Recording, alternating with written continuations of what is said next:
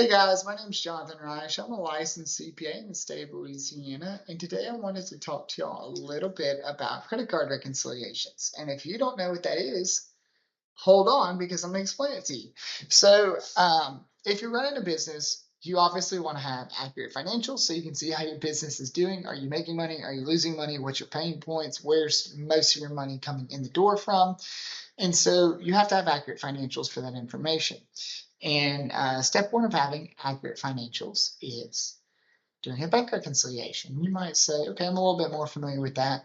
Basically, if you don't know what that is, a bank reconciliation says, okay, what do I have in my books here? Like what's in my books? What have I written down every month? What's my expenses? What's my income? What's going in? What's coming out? Those are your books. That's the book basis of accounting. But then you also need to see, well, what does the bank say I have? And so the bank, I've never seen a bank statement be incorrect. I'm not saying it doesn't happen. Everybody's human, but banks have lots of software to make sure that the money that isn't theirs stays in the correct spot. And so you'll reconcile your books to the bank to say, okay, from July 1st to July 31st, what came in the door? What went out the door? Where did my money go? Who did I send it to? And so you'll go through your books and make sure that everything you have, the bank has, and that there's nothing extra and should tie to $0 every month.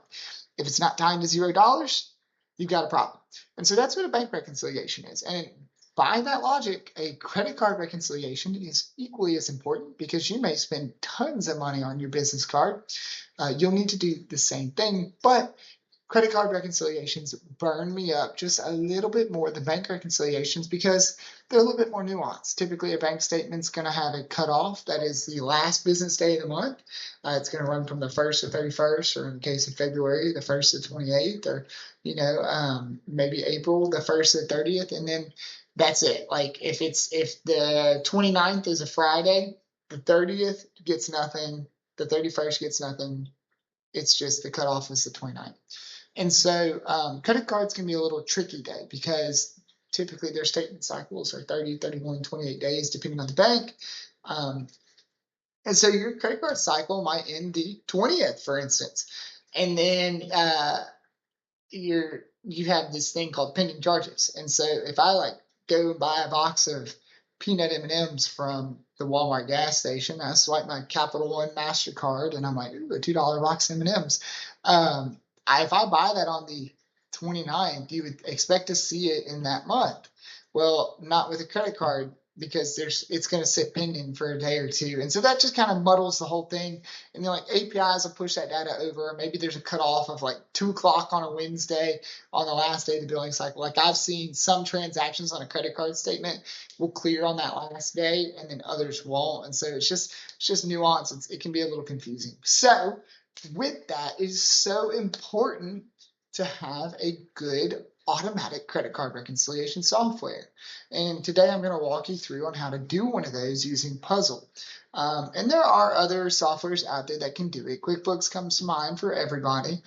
They're okay. They're not as great. They're not as intuitive as Puzzle, in my opinion. Xero is still kind of out in the ether. It's using rules-based accounting, not really a lot of auto booking. So it can be a little challenging. So first things first, when you're starting your automatic credit card reconciliation, what do? Well, the first thing you want to do is you want to make sure that all your expenses are in your books, because if you're going to reconcile and they're not in there, that means you're missing expenses, which means your financials aren't going to be accurate. And so you'll navigate over here to the transactions pane and you go to bank and credit card. All right, I got a lot of stuff in here. You can see I've got bank accounts, Capital One, credit card, yada, yada, yada. I don't want to look at all that. I'm only interested in the credit card. And so I'll go over here, I'll set a filter. Where's it coming from? Where's my source? It is going to be Capital One credit card. Boom, there you go, that easy. And so a lot of times, especially as you use the software, Puzzle is going to take a guess at where things go. So here, utility. I paid $1.95 to pay my water bill. It's going to say that's a utility payment, and that is correct. I did not book this. I'm in a test company right now. Puzzle is just using its AI-centric platform to automatically book these. Same here, software, operating expense. Another utility payment. Boom, boom, boom. It's getting most of these correct. Love's ground transportation, had to go buy fuel. Building materials, no categories because my business isn't set up as a building company. Just stuff like that. It's going to get it correct most of the time. And so once you have all of these correctly booked, sometimes they'll come in gray like this. If they come in gray, you'll just come in, you'll select your category, you'll mark them green or blue, depending on if you put it in or if Puzzle put it in. You can also make sure not to leave this out. Once all of these are highlighted green, go check out your accuracy review. Puzzle's going to give that to you. So here you go. Check it out. Make sure everything's right. And so like right here, Lowe's, for instance. Lowe's has 24 transactions in 2 categories. I spend a lot of time at the hardware store. I swipe my credit card a lot at the hardware store. It's not a big deal to me. It's like home maintenance expense or something like that. But if you are a general contracting business, for instance, you may want to further break out those transactions and say this was for plumbing, this was for electrical, this was for foundation material, this was lumber. And then you're going to be able to double check that. So basically the AI is just throwing this up there and saying, hey, double check this. Same right here. Murphy USA has 3 transactions in 2 categories. 2 of those times I went and bought fuel from a Murphy fuel station. I think one other time I went in and bought a case of water for some guys I was working with. So that would go to like miscellaneous supplies, something like that. And so this is just kind of a double check. One other thing that you can do while you're in the transaction screen here is go set up a rule. So like for me, it's not very hard to just click through, put my credit card transactions in, boom, done. But if you have like 5,000 transactions in a month, yeah, that's not really possible. You're going to want to set up some rules that say, all right, new rule. If it comes from Lowe's, if it comes from Lowe's, I'm pressing all the wrong buttons. If it comes from Lowe's, we want to book this to general maintenance expense because maybe it's something for your office. Maybe you have a leaky pipe in your office. What amounts do we want to set this rule to? Like maybe anywhere from $10 to $100. My folks should never spend more than $100 at Lowe's. Otherwise, I'm gonna, contact a vendor who's going to be able to ship it to the yard. Something like that. You can set up a rule, and then these transactions will just roll through.